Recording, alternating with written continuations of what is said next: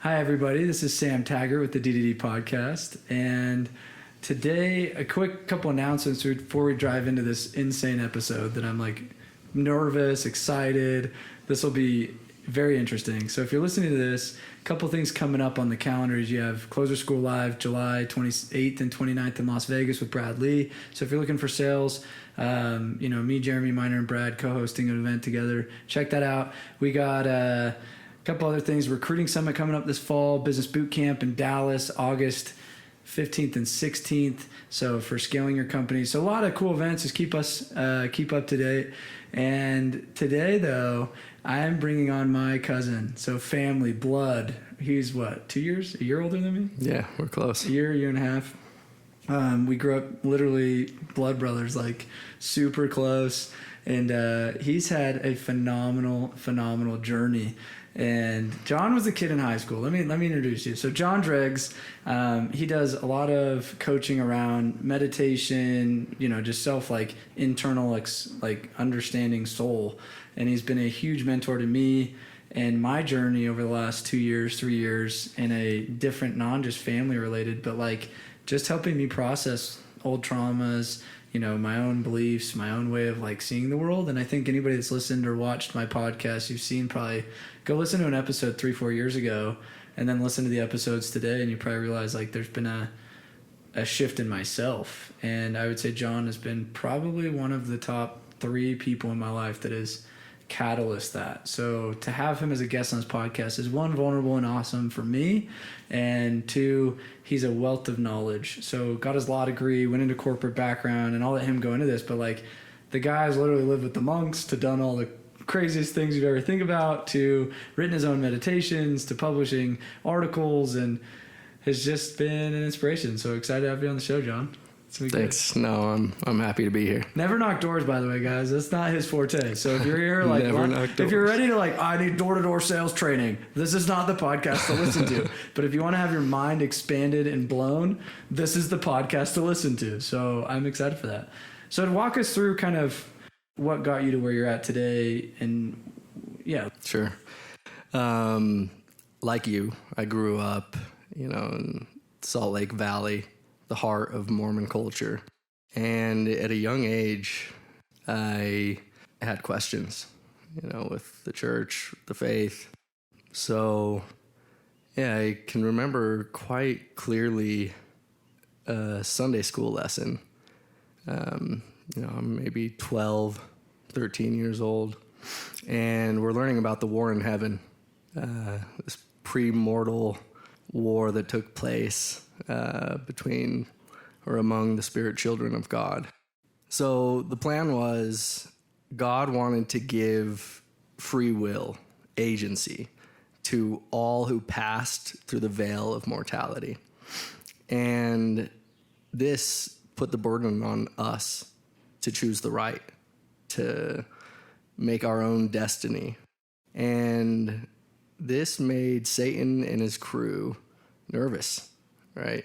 Eternity is a long time.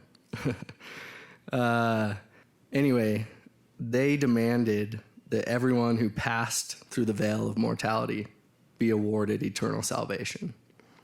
God, it turns out, wasn't stoked on this. So he condemned Satan and the rest of his crew to eternal damnation here on earth. Now, as a 12, 13-year-old, this hit me hard in the heart. Why? Why would God do such a thing? And, as I put more time and attention into it, even if I put my heart aside there, I started questioning, where's the logic in all this? It looks like the spirit children already had free will. How else could Satan and his crew choose to reject God's plan? So anyway, this kind of opened my philosophical floodgates, and questions just kept building and building.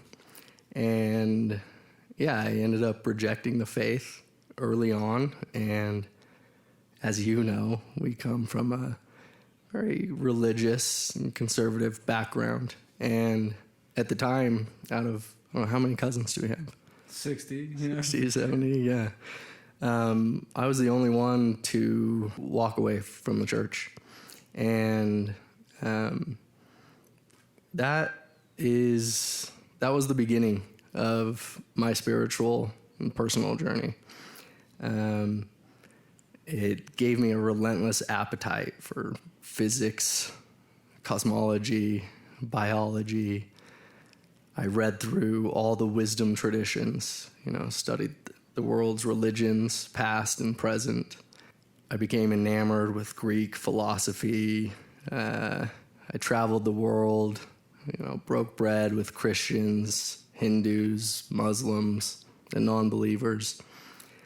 I've done a lot of psychedelics and entheogens. I've sat for week and month-long meditations, all of which stem from this motivation or intention of understanding. I value truth above all. And anyway, being in Utah, kind of in the thickness, the density of the Mormon culture, you can't really just casually reject the faith.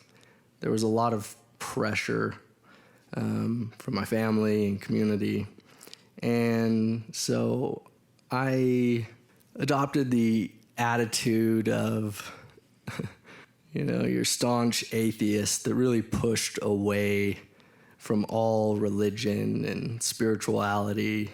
And I was quite aggressive in my approach in my early 20s and late teens. But, and in my own personal life, I was dealing with some really heavy stuff.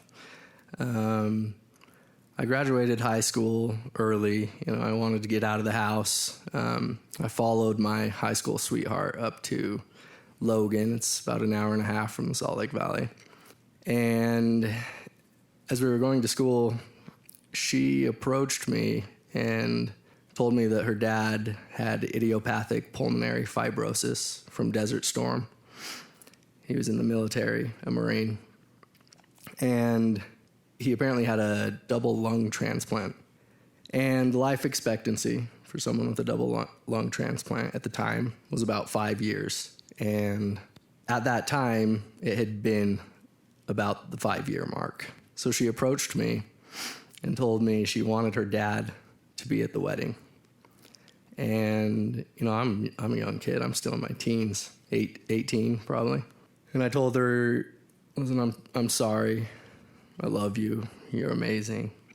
But I'm not ready for that kind of commitment.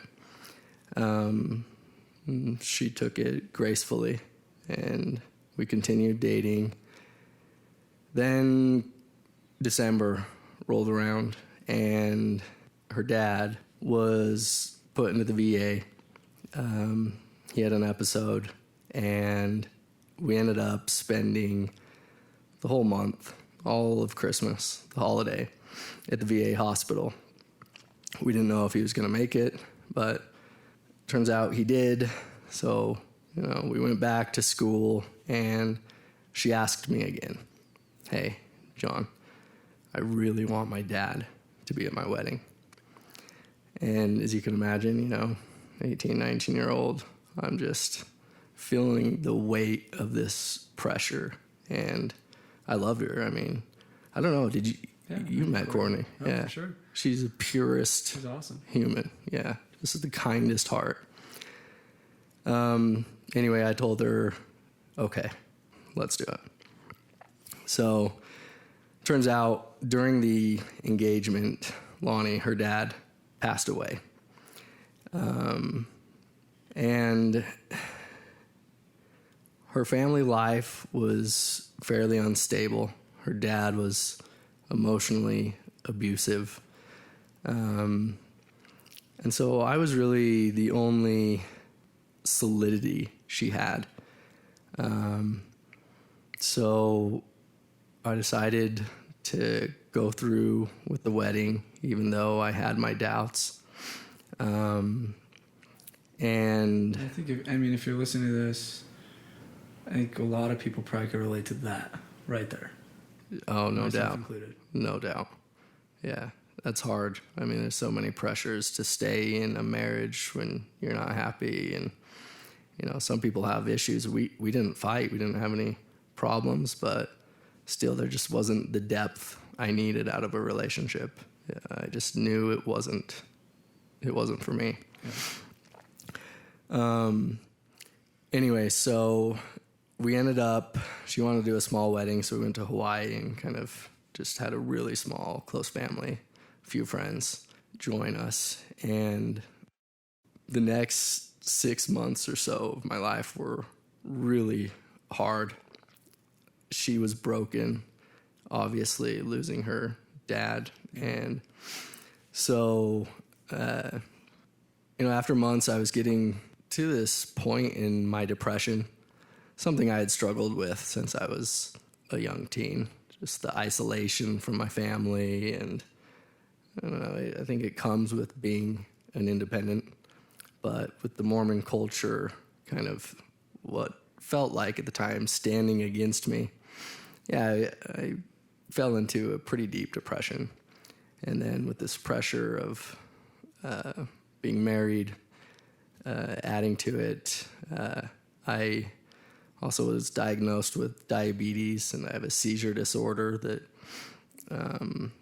kind of added to the stress and anxiety, and the seizures became more frequent as the stress built up. So anyway, I got to this point where I was thinking about suicide every day, all day. It was hard.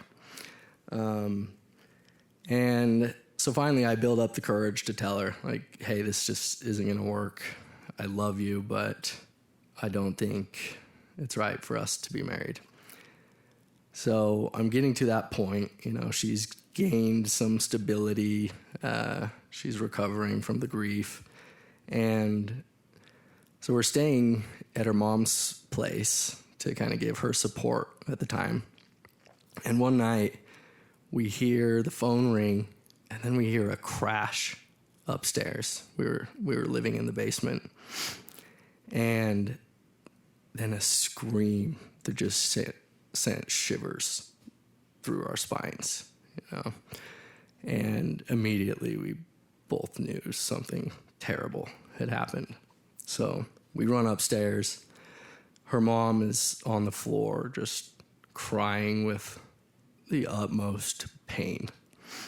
It turns out Courtney's sister, who lived in Logan, where we went to school, her and her husband kind of took care of us while we were going to school. They were close and kind, wonderful people.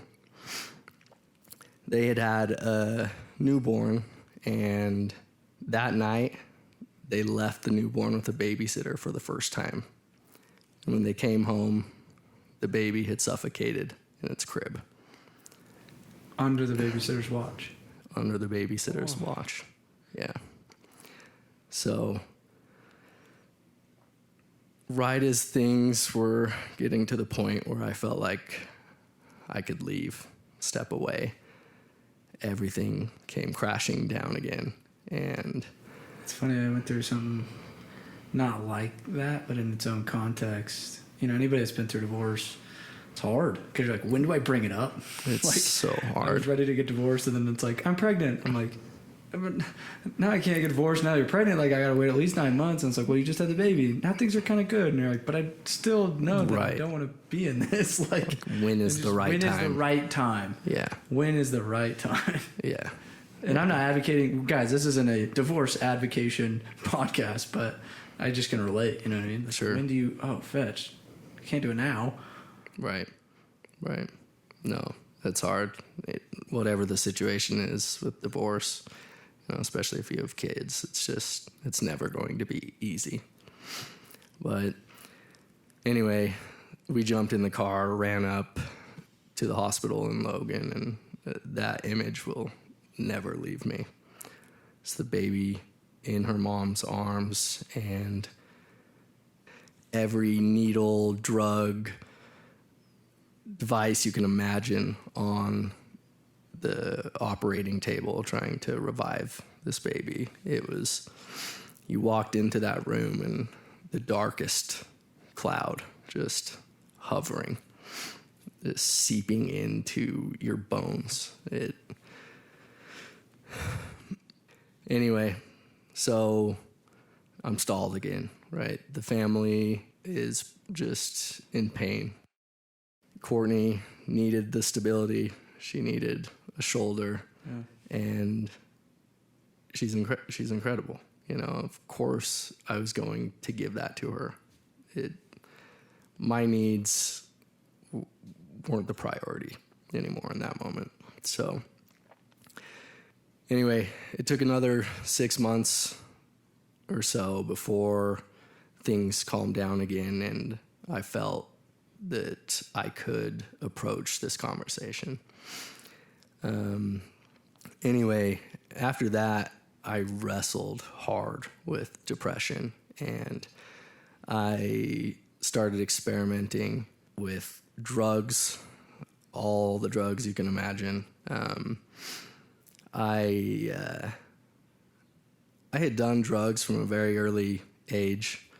15 was probably the first time I smoked weed and tried heroin. My personal case is a little different from the typical drug user. It never really impeded on my life. It was more of an exploration. I felt like the Mormon church had hid the world from me, and so I viewed everything kind of as this wall of lies that I had to penetrate. I didn't know what was real and what wasn't. So a lot of the motivation behind my drug use was experimental. So, I still got good grades. I still had good friends. You and I and the rest of the crew did wild, entertaining. Yes. Yeah. John was the character. He was the dude that you'd find naked on top of a car going through a car wash. Somehow. Or stealing Taco Bell and Del Taco and McDonald's flags. Anyway, keep going. Yeah. Anyway, the point of this story is to kind of highlight how I fell into a spiritual practice or a practice of personal growth. I think a lot of people have to get to that point for it to say, wait. I've been around all these contexts of spirituality or religion, or my parents told me to go to church, but I did the motion. Right. But sometimes it takes, like, for me, it was like, man, I went on a mission. I was religious. I had church every Sunday. And it wasn't until I got divorced that I was like, wait a minute. What is this to me? Not just me going through the motions. Right. And I was a church attendee with sitting in the back, twiddling my thumb, writing my journal, or just sitting on my phone, like not really actively engaging in what is, like, why, like what's the meat behind it. Right. So. No, it's easy to get caught in the motion. We're social creatures, and we all care what others think about us, to whatever degree. And, and everyone around us is saying that success looks like this. You go to church, you go on your mission, you get married, you have kids, you buy a house. There's, like you said, the motion. There's these steps. And few of us stop and ask, why? Wait, what's my heart telling me? Wait, what do I want? And yeah, often, like you pointed out, it takes some kind of trial or challenge to shake you and wake you up, to examine your life and your routines. So anyway, I'm going through this terrible stage of depression, and I end up seeing a psychiatrist. I had tried some SSRIs and other drugs, and they just didn't get to the root. Sure, some drugs can help you feel lighter. They can numb you. Prozac, it's just like, here, put a mask on it. Yeah. and solve it. Yeah, it's more of a Band-Aid. It doesn't really get at the issue. Anyway, so I come in and I meet with a psychiatrist, and she introduced me to this practice called Vipassana. I'm not sure if she framed it as Vipassana at the time. So Vipassana is a meditation practice that comes from the Theravada, the oldest tradition in Buddhism. Theravada meaning the way of the elders. And this meditation practice can be traced back to the Satipatthana Sutta, kind of one of the foundational texts from the Buddha that lays out the direct path to awakening or enlightenment. But the psychiatrist, she framed this practice as more of kind of a stress ball. It's a stress reliever. And it worked, right? When I was having thoughts of depression or anxiety, I would use this practice as a tool to kind of manage it and stay on top of it. And I'll go more into what this practice is in a moment, but I wasn't at the time given the full context of the practice. You know, I didn't know it was a Buddhist practice. I didn't know the philosophy and the history behind it. It was just a tool, right? Which is fine. It's great. And it served a purpose at the time. It's crazy how many tools we have accessible to us, but we don't know the context, the why, the where it comes from. Right. And we're using these tools quite often. It's interesting to start to dissect and be like, what if I could expand or add or have like extensions of these tools that if I start to explore them? Oh, yeah. Yeah, trace the roots. Yeah. And Keep going. It's good. Anyway, I've had a really close friendship. I feel fortunate. You know, I look around at the rest of the world and I see how rare this friendship is. Anyway, it was almost entirely rooted in philosophy. We played chess together, we played volleyball together, but almost all of our interactions have been spent in the mountains, on the trail, in isolation and solitude, discussing philosophy. And each of us has taken a very different path, but bringing the two together has really just sharpened every aspect of my being, my belief system, my framework, you know, the model of the world and myself that allows me to navigate through the world. It's funny, I host these Taggart bucket list trips, right? And we're putting one on, by the way, guys, in October, me and John. We'll talk about that later, but I was talking to somebody about it. What about an emotional or internal bucket list?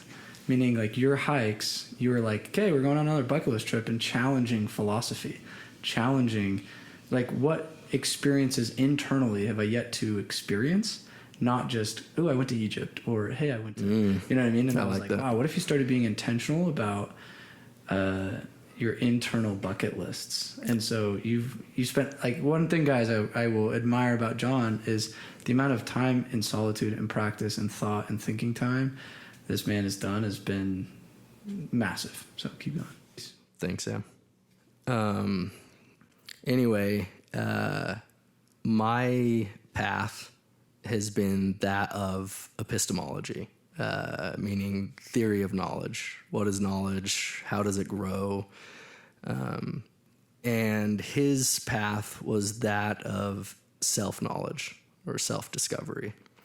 And obviously, they have a lot of overlap. And so together, they produced something remarkable in each of us. I'm eternally grateful for this human. And in our mid-20s, early to mid-20s, we both kind of stumbled onto just following our own paths, at the same time kind of stumbled upon Buddhism. And I had a few books, a few of the suttas or sutras, which is interpreted as thread, but they're writings. I love that. Yeah. It's like when I do an event, I'm like, what's the thread? Yeah. Cool. Anyway, so I let him borrow some of these texts. I had these books, and he read through them, and it's like, John, I know you've read these before, but it's time to revisit them and to look at them with fresh eyes. Okay, done. Do you have a name of these books? It's a collection of suttas or sutras. Like if somebody listening wants to go get those, what? Yeah, we could embed some kind of Okay. link in the description of the podcast. Yeah, we'll embed a number of resources for those of you who are interested in following any of these threads. Cool. So anyway, I had been practicing Vipassana, which I hadn't realized at the time for a number of years. It was close to 5 years. And now I'm coming into the substance, the juice, like just this wealth of wisdom surrounding this practice. And it's something that's been practiced for 2,500 years. And it's split into a number of different lineages and traditions, Dzogchen, Zen. And that marked a real turning point in my life. I was going to law school at the time. I was studying at the U. And so I ended up graduating from law school. My initial intention was to do policy work, which I did. I got to a little bit, but it doesn't pay the bills, right? So I sold out, ended up working for a trading firm. So I was a corporate attorney at financial and real estate primarily. And it was just eating away at my soul. I have this huge passion for epistemology and philosophy in general. And, I had come into this meditation practice, and all of my energy was there. I didn't want to be working a 9-to-5, reviewing contracts and making rich people richer. It just wasn't fulfilling, wasn't my calling. Turns out the universe was looking out for me, and I ended up going on this work trip with a few attorneys and the head of the legal department, this really sharp woman. And while I'm there, she ended up kind of flirting with me. She sent me some texts late at night saying, "Hey, you really gonna go running in the morning?" I'm like, "Yeah, did you want to join? Feel free." I put my phone away, go back to sleep, I get another text 15, 20 minutes later, her just saying some random stuff again. I'm like, okay, what are you doing? Again, I'm pretty direct, straightforward, and kind of end the conversation again. Text me a third time. Oh, okay. I see you. Where this is going. I see you. Anyway, she ended up coming over, and we had some drinks, and I ended up sleeping with my boss, the head of the legal department. About 6 months later or so, I ended up getting fired. And that relationship had kind of gone sour. She was controlling, and I stood up to her. It's just in my nature to not let people walk all over me. And so her and the general counsel, who are they're sleazy, they end up leaving early this day. And they have one of the senior attorneys end up doing it, firing me. And I'm thrown off, clearly. Like, my work's fine. Like, did they give you a reason? My year-end review was phenomenal. Like, what's going on? And so I ended up sharing with him that I had slept with her. And anyway, long story short, I ended up suing the company and winning. And that allowed me to take the next 2 years off. And like I said, the universe was looking out for me. I then was able to travel the world, commit myself full time to my meditation practice and to philosophy. I ended up doing a month-long retreat in Thailand, 18 hours a day of meditation, no talking, single vegetarian meal in the morning, a milky tea at night. I ended up going to Peru to meet the Shipibo, who are considered the guardians, the caretakers of the Amazon. And they're also famously known for their plant medicines, particularly ayahuasca. And that kind of brings us to today's topic. So, yeah, if you've made it this far in the podcast, you deserve to actually hear where we're going with this now. So yeah, explain. Plant-based medicine is, I feel like, has taken its own context in society, and it gets talked about a lot, and it's been used, abused, and misunderstood, and yeah. So I guess talk about like what is categorized in plant-based medicine, and what is that? Yeah, sure. It's not just plant-based medicine, but the whole spiritual world is. There's so much shit you just have to swim through. There's so many pretenders, and anyway, you hear plant medicine and you may think, oh yeah, just some people looking for another high, right? Which is common. There's an excuse to do this, and now they've coped and they just created another mask, another Prozac to why they have not fixed their root. Yeah, no doubt. So, I don't know, let's keep it narrow, I guess, with the Shipibo and ayahuasca. So, ayahuasca, it's a vine. It actually contains 2 or more plants that they brew into a tea, but the 2 primary ingredients or psychoactive compounds are DMT, which DMT we all have in us. Natural compound, right? Yeah. You hear people who have near-death experiences talk about, the tunnel of light or meeting their creator or their whole life flashing before their eyes. That's DMT. So the other compound is an MAO inhibitor. And these used to be more common before SSRIs kind of hit the scene, but used for depression.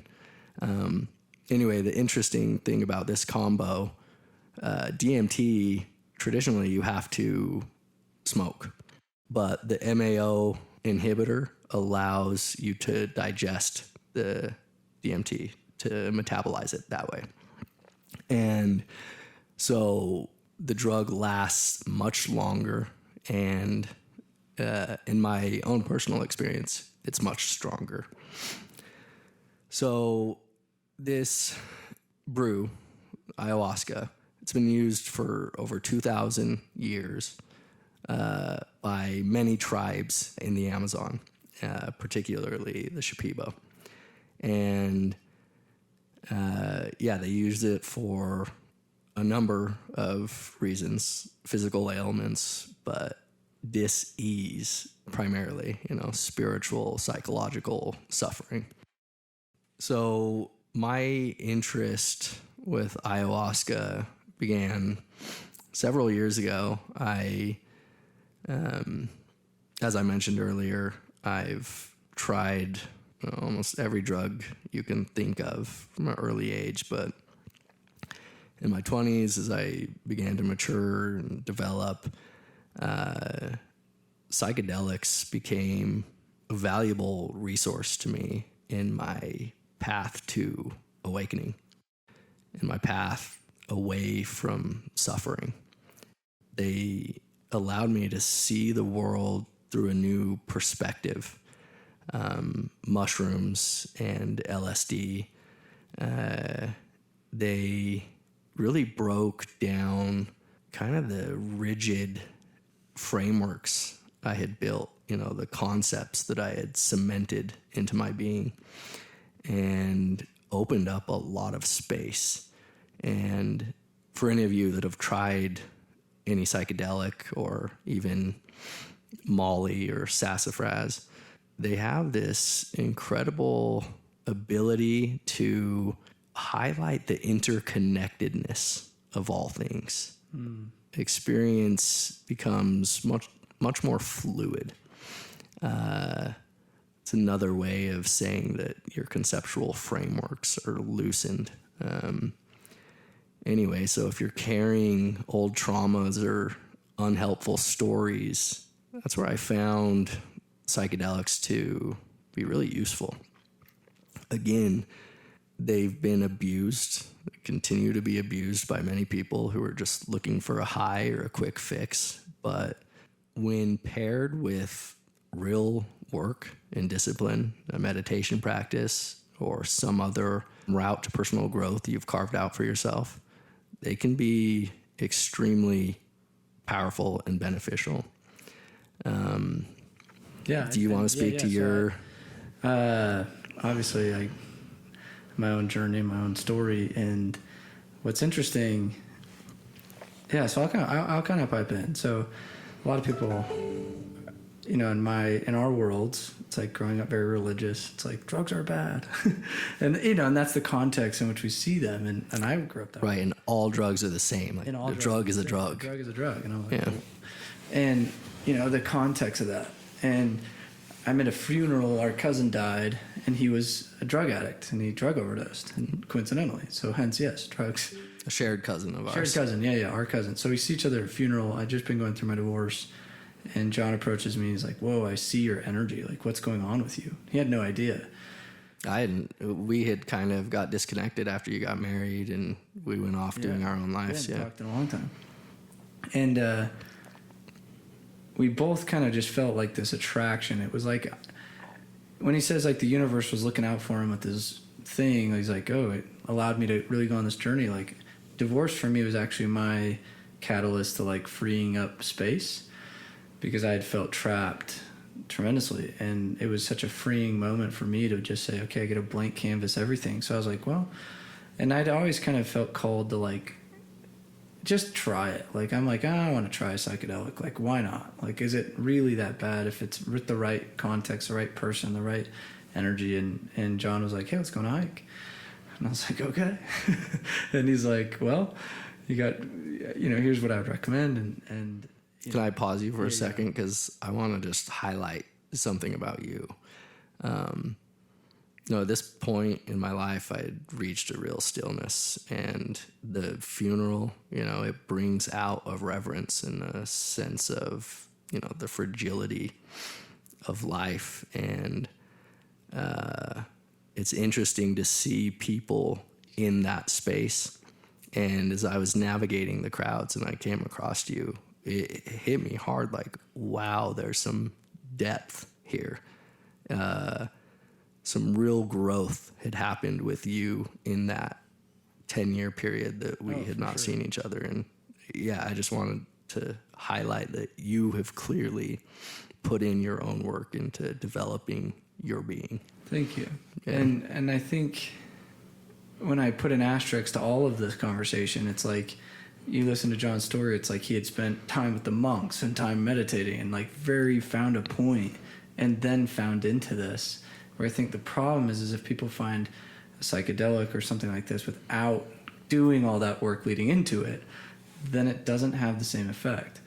And I felt like I'd been really finding my truth, owning my power, meditating, like reading tons. Like I had put so much like spiritual growth in to the point where it was like, man, like there's got to be even more. And I'd heard about it, right? And I was like, okay, what is it? Like, I don't know enough. And so John's like, you have, a couple options, and we want to hike, and took LSD, and it is, had been interpreted. I was like, wow, that sounds terrible. Like, it's like they make songs about this. Scary. Like, yeah, it's like scary. Like, really, I'm gonna do this thing.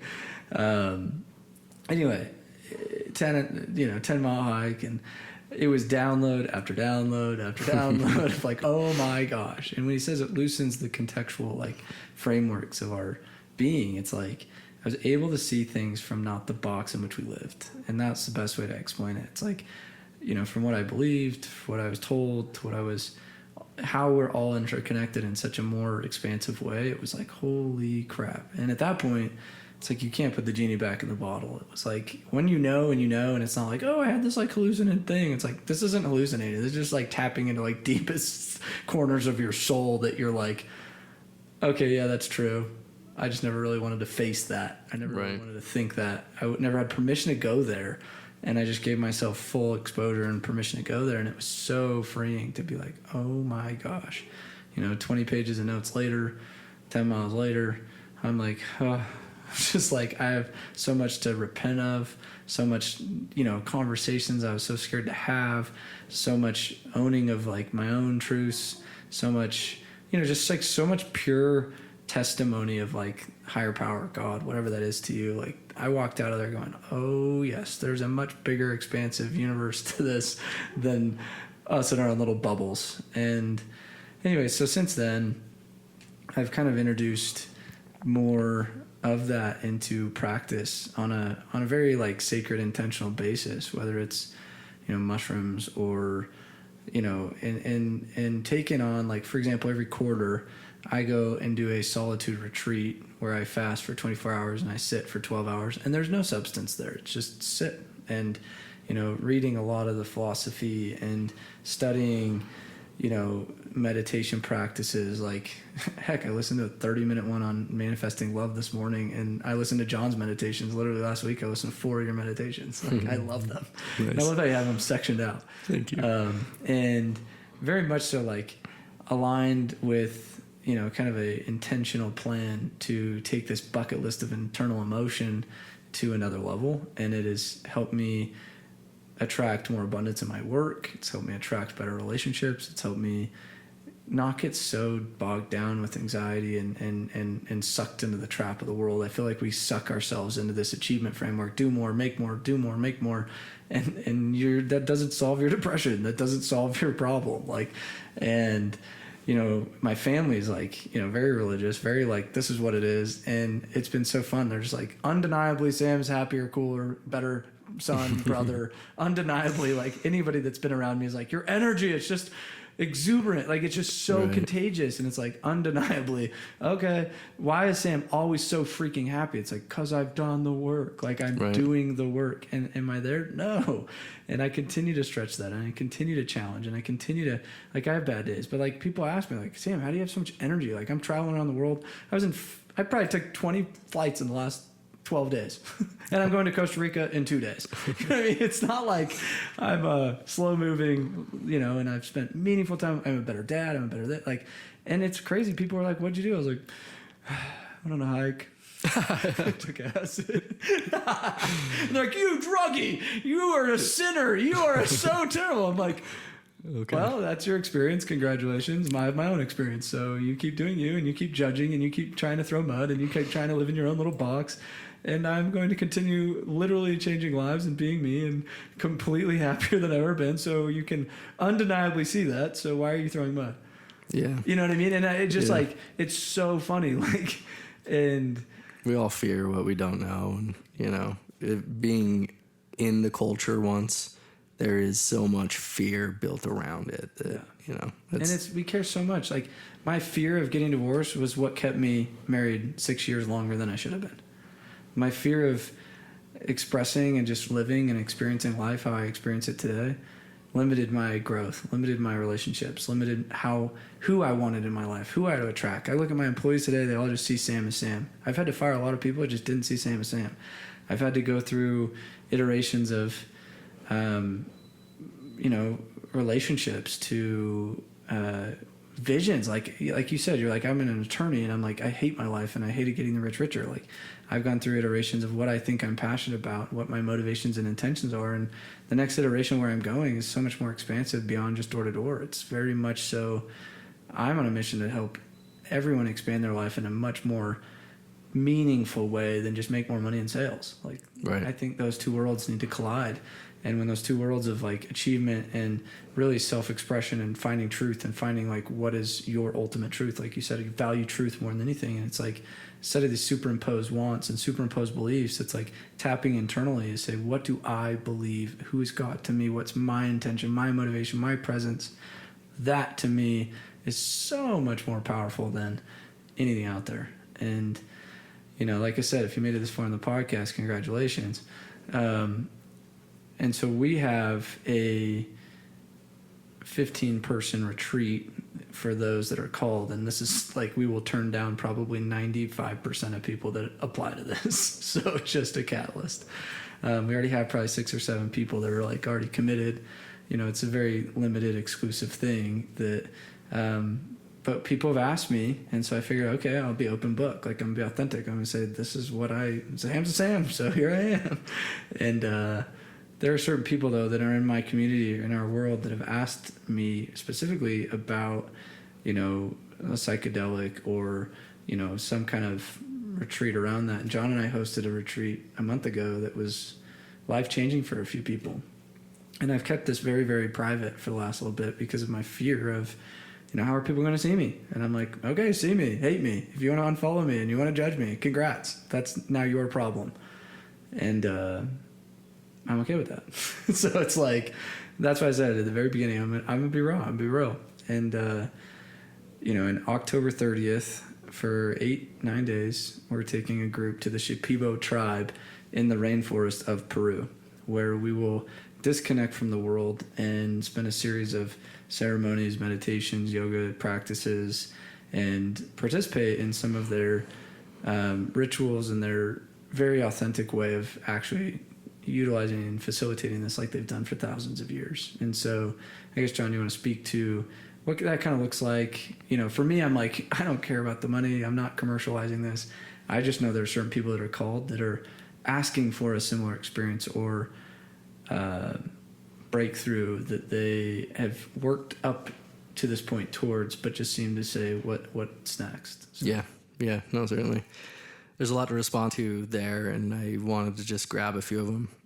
First, you mentioned around psychedelics how kind of the standard attitude or way of being is operating out of this box, the ego center, this place that seems to feel like it's up in your head somewhere. The world revolves around you, and how psychedelics allow you to kind of step outside of that box and see things from the open and formless space of awareness. It allows you to come into direct contact with all of experience, all people, all objects. And so it's intimate. It gets rid of feelings of isolation. It builds this feeling of connection. And that's why I've actually kept it on the DL, very much so, because it is intimate. It is very sacred to me. Yeah. It is very I've had, some of the most epic experiences of my life, and I don't like to just throw your pearls amongst the swine kind of thing. Yeah, and of course, as we've talked about, you worry about it being abused and people just seeking a high. Yes. But the other point I wanted to pick up on was you mentioned that your family is seeing you in this new light. I had a very similar experience. You know, the meditation work, aside from the drugs, of course, I had a toxic relationship with my family. You know, I've always been kind, generous person, but when your primary belief system is at odds, you know, with your family, it's hard. But I put in the work with meditation, and then I went to Peru, and I went with my brother, and we ended up both just having to call our parents after one of the ceremonies and just express, you know, the deepest heartfelt gratitude for them. Oh, you know exactly where I went right after that first thing. I Yeah. went right to ex-father-in-law. And I was like, I need to express gratitude. Just like Yeah. love. Oh my, yeah. It can be painful and scary, and humbling. But after that, you know, if you can work through that and really face yourself and face your shadows, there's a peace on the other side of that is unshakable and life-changing. So it's natural, if you're interested in joining us and going to Peru, it's natural to feel scared. That's a big part of the journey.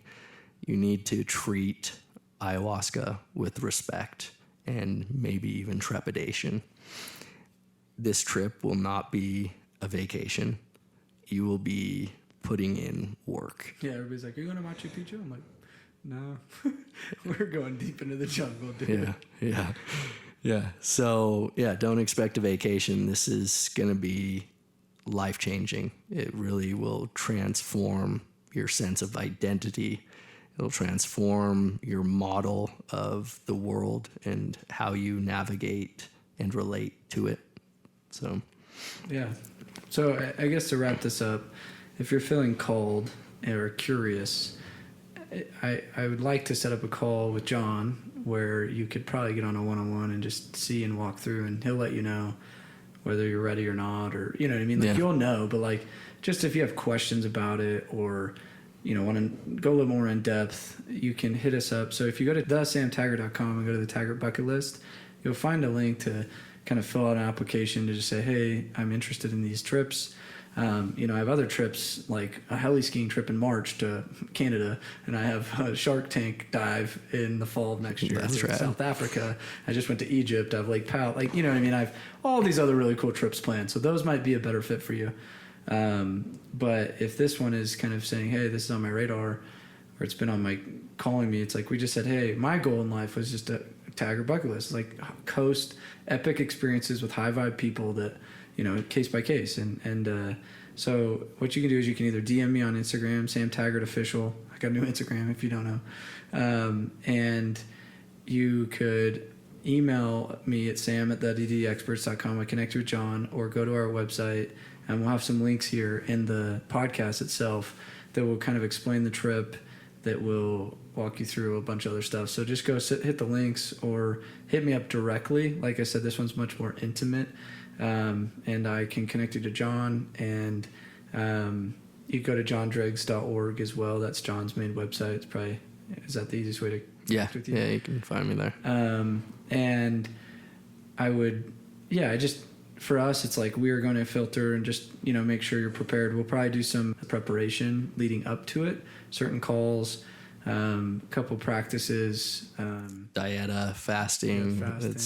There's an element of preparation that you have to commit to, and we're going to hold strict to that. And there's also an element of maybe some prep work through some more minor type of psychedelic experiences. If this is your first of them, it might not be the right first experience to that. And maybe John can speak to that, but like, yeah, if we have enough interest, you know, if you haven't delved into psychedelics, maybe we can host something smaller before to kind of ease 100%. into it. 100%. We would love to create that space. So just DM us if this is something that's calling you, and we will kind of gain a list from this podcast of people that are interested, and then we'll go from there. Cool. So John, thanks so much for being on the show. Like this was one of those podcasts. Like I was like, all right, I'm Sam. Yeah. And, I wouldn't want you to be anyone else. Exactly. And, it's so funny. Like, people ask me, like, so did you leave the church? I'm like, no, I didn't. Like, I just am, I'm it. I'm all of the things. Yeah. I'm a Christian. I'm a Buddhist. I'm all of the things. Yeah. And, people try to say, like, they want to point, this is the problem. And this is one thing I've learned through this practice, is you always are trying to point a finger at, this is what's right and this is black, white. And we want answers to, so where are you? I'm like, I am right here. Can you see me? It's like, there's truth everywhere. Just keep your eyes open. Yeah. I think so often we get attached to rights and wrongs. And it's like, I look at the practice of being unattached and not having expectations and not having these projected judgments has been freeing to the soul instead of trapped and imprisoned. And I think when we fixate this is the ultimate truth, it's like, challenge. Last night I had a deep conversation with a friend, and her and I was like, what? Challenge. And I was like, I don't know if you're ready for me yet. I was like, oh, I challenge that too. And she was like, what? And I was like, well, hold on. You know what I mean? Like, I was just like, it's not my place to project that, but I would just, a lot of times in language, when I coach people now, I'm like, careful where you're creating your own prisons. Exactly. Based on your context, based on what your experiences are, you then project that prison and you live in that. So that's where I would say this is an interesting practice around freeing the soul a little bit more. Wherever there's strong conviction, I like to take that as feedback. The guys that ran into the Twin Towers, they were convicted. Just because you have a strong conviction doesn't mean it's true. Yeah. A part of this journey to Peru is being able to hold things with an open hand, to not contract or grasp at anything, to allow things be as they are, and to take wisdom from whatever's in front of you. So, 100%. Well, guys, thanks so much for listening. Like I said, this one's not going to teach you how to sell more deals, but it'll teach you how to be a happier person. And John, you got real with your story. And I think, everyone has a story. Everyone has depression, anxiety, shit they're dealing with. So just like stop trying to think everybody's happy and perfect. Like They're we not. all deal with our own stuff. But I think if you are somebody, one, listening to the podcast, you're already on a track. Two, sitting there challenging your thinking, that's going to create expansion. And three, give yourself some grace. I think everybody that's listening to this needs to give themselves a little bit more grace, because we get so anxious around, I'm not there yet, and I'm comparing, and I'm, my whole mantra is you're exactly where you are, and the fact that you're listening to this podcast is not coincidental. The fact that you're sitting wherever you're listening is not coincidental. Like, just, you're exactly where you're supposed to be, and the more you could surrender to that and trust, I think the more happiness you can invite into your life. And so thank you guys for being fans of the podcast. Thank you guys for subscribing. We love your reviews. We love when you share these. There might be some in your life right now that was like, I need to send this to them. This is for that guy. Maybe it's not for you. Maybe it's for your friend. Maybe it's for somebody you like. Like, I would invite you to experience, like, gifting this experience for those around you that you care about. So we love the shares. We love the comments. We love the feedback. And we'll see you guys on the next episode. Peace. Thanks, Sam.